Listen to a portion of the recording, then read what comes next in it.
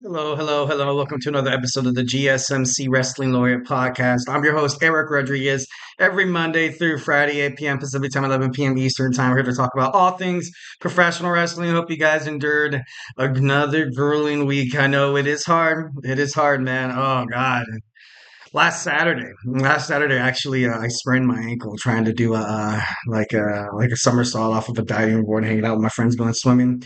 Not the coolest thing to do, ladies and gentlemen. Definitely when you see those WWE things that says "Don't try this at home," it means don't try this at home. I was trying to hit a freaking oh my god, like a Jeff Hardy swanton bomb, but I ended up really badly spraining my ankle. So this week has not been the best. Hopefully for you guys, it's been totally awesome, 1,010%. So we are here, we made it. It's Friday. Hope you guys are opening up your favorite beverages, having your favorite snacks, spending time with your favorite people. Me, of course. I'm just kidding. I'm just kidding. No, it'd be cool if I was, give me a shout out if I'm one of your favorite people. I'm just kidding. Thank you so much for tuning in to the GSMC Wrestling Laureate podcast, brought to you by the GSMC Sports Network. We have a lot of show for you today. We're going to start off with our WWE SmackDown preview. And then we're going to move on to my Thursday night wrestling review, Ring of Honor, TNA Impact. Actually, today is Death Before Dishonor. Can't wait to find out the results and look up some highlights of that. And then we're going to move to our third segment. We're going to talk about Brock Lesnar. Brock Lesnar, the ball is in his court. Triple H is ready for him to come back, ready for him to sign another WWE contract. So we're going to get into that. Then our fourth segment, we're going to get into some hot seat cool beans, uh, Death Before Dishonor. Style.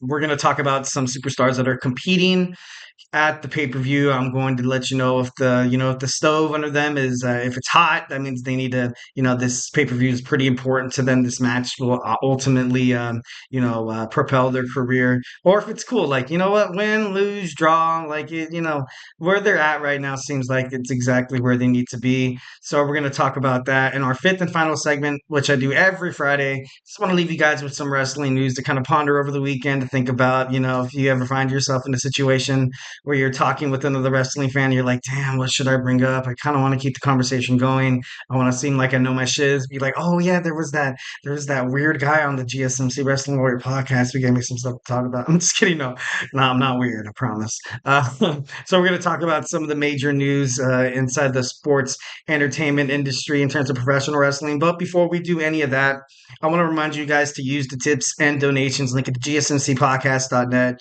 Shoot me your comments, questions, and concerns. Tell me what you like. Tell me what you don't like. Your projected storylines. Who you think is going to win at SummerSlam? Who do you think is going to win tonight on Ring of Honor, Death Before Dishonor? Bring up absolutely anything about professional wrestling. Give me a shout out of where you're listening from. 1,010%. Anything is greatly appreciated. Remember to Superman punch that like and subscribe button to the show. Leave a kind remark here at the GSMC Sports Network. We do love a lot of peace, love, and positivity 1,010% of the way. So make sure you subscribe and follow the show. Also, the GSMC Sports Network. It's gonna be great. I kind of like having this show, kind of being like a safe haven for wrestling fans to come together and just share opinions. Nobody really taking anything too seriously. Not a lot of negative Nancy's around here, or Debbie Downers, or take things too seriously, Sean's. But just kidding, no. Kind of want to, anything, absolutely anything. Feel free, be comfortable. Don't be shy. Whatever you say, I'm pretty sure is going to be 1,010% amazing. So let's go ahead and dig on into our first segment. After that being said, the link is at the GSMC podcast dot. So it's Friday. Friday, one of my favorite days of the week, mostly because it is a Friday. It's that it's okay to have a couple beers, kind of night. Also, it's SmackDown. We're gonna watch some Friday Night Smackdown tonight. We also have Rampage. We have the Royal Rampage that's gonna be that's happening as well. So a lot of wrestling to watch. It's gonna be awesome. So this show was actually pre-taped. This show was pre-taped on the 19th in the CHI Health Center in Omaha, Nebraska. So, let's go ahead and dig on into it. First and foremost, we have LA Knight taking on Santos Escobar. Something that I've always kind of, liked about the LA Knight is just that he's so he can turn like a match that people are like, oh, that's a low card match, that's a mid card match. It absolutely becomes the talk of the town. It comes like, I'm looking forward to this match, mostly because of, the LA Knight. Santos Escobar is an extremely talented superstar, the leader of the, Ligado del Fantasma, which I feel like should, they recently won a tag team match. So, they have a little bit of momentum, not too much. Santos Escobar needs to kind of reestablish himself. I believe he was no, that was El Idolo, my bad. Still gonna have a lot of, probably a lot of drama happening between Andrade and also Ligado del Fantasma. So there's that to, take in consideration. Both very, very great superstars. The LA Knight's right there, just about right there. He's taking on Logan Paul for the WWE United States Championship. So there's no doubt in my mind that he's more than formidable enough to hold open like a belt or anything like that. Like he's one of those few superstars, one of those few talents that you can absolutely put him anywhere, and he kind of, he just fits so perfectly. And this match is, highly, the Emperor of Lucha Libre. Especially, this is the, there's two more episodes of SmackDown before this, so it's kind of like a put up or shut up within these next couple of weeks. So I want to see Ligado del Fantasma kind of, because they have talented superstars. Angel Garza, Humberto Carrillo, also Santos Escobar. Like these guys are talented individuals. These guys are some dudes, bro. These guys got some dogs in them. So there's no doubt in my mind that I feel like Triple H, Paul Levesque is going to find the right place, going to find the right storyline to ultimately, kind of show their potential, show their talent, and most importantly, showcase just their skills and how they're, 1,010% should be in the WWE's main card and stuff like that.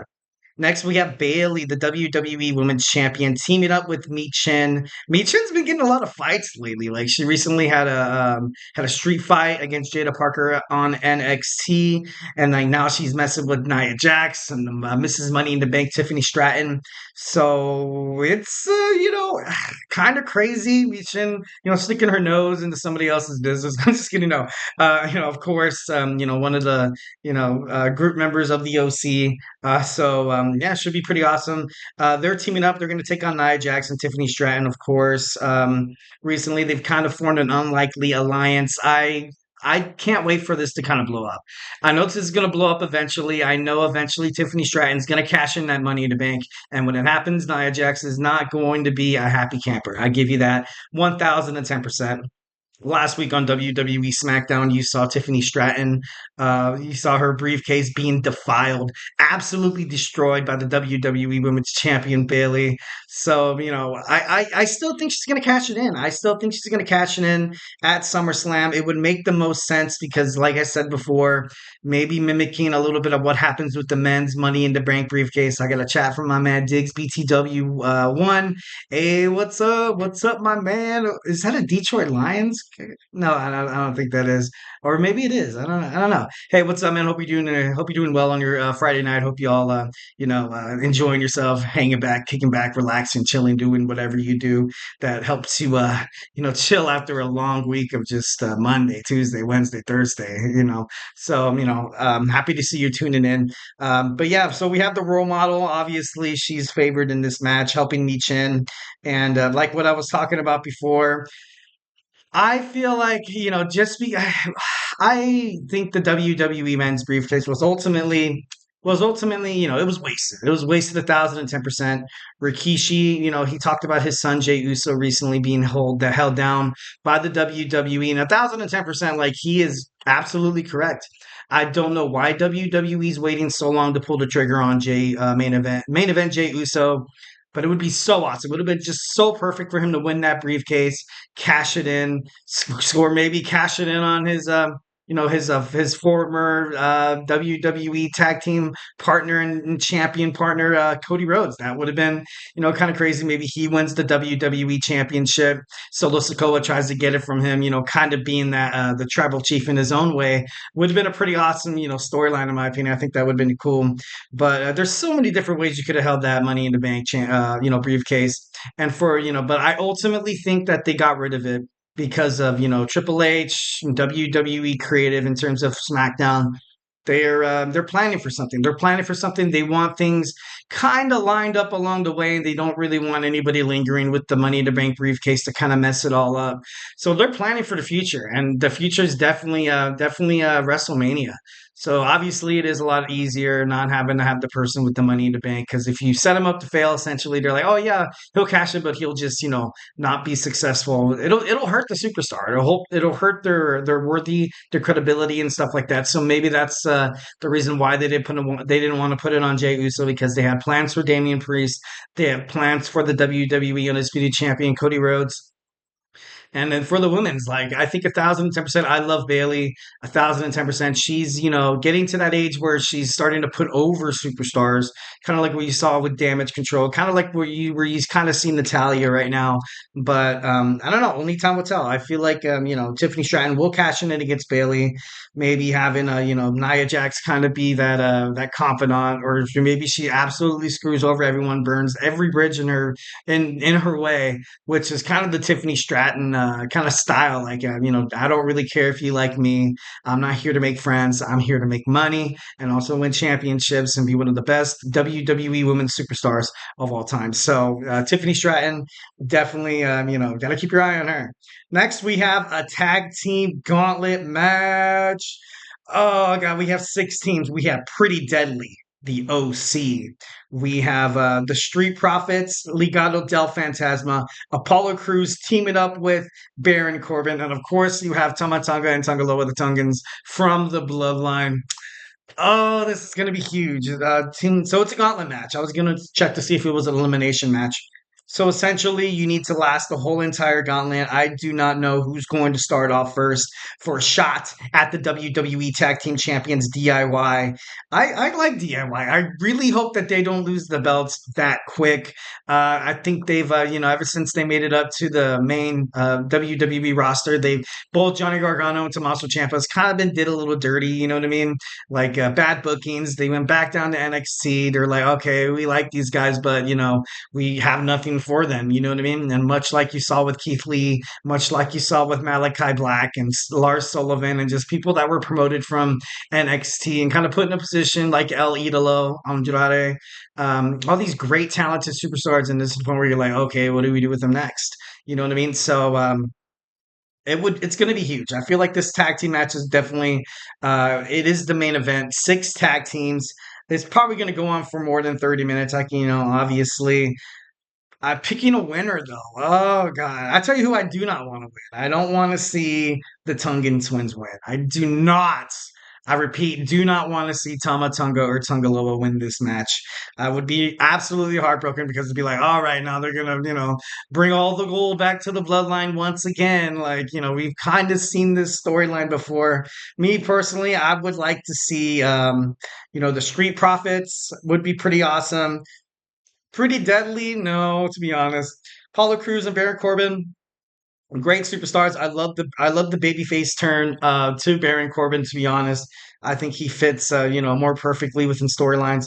Legado del Fantasma, like I said before, they ultimately they need to ride. They need to ride up to the top. And honestly, this gauntlet match, it's going to be a lot. We have the OC. So the only thing that does make sense, sadly, super sadly, is probably the Tungans winning this match and taking on DIY. But only Lord only knows what'll happen. Obviously, you did see Jacob Fatu single-handedly take out DIY, so I don't know how much of a competition it's going to be. But I got my fingers crossed. Hopefully, you guys have your fingers crossed too for the Tungans not to win this gauntlet match, because that would be absolutely heartbroken.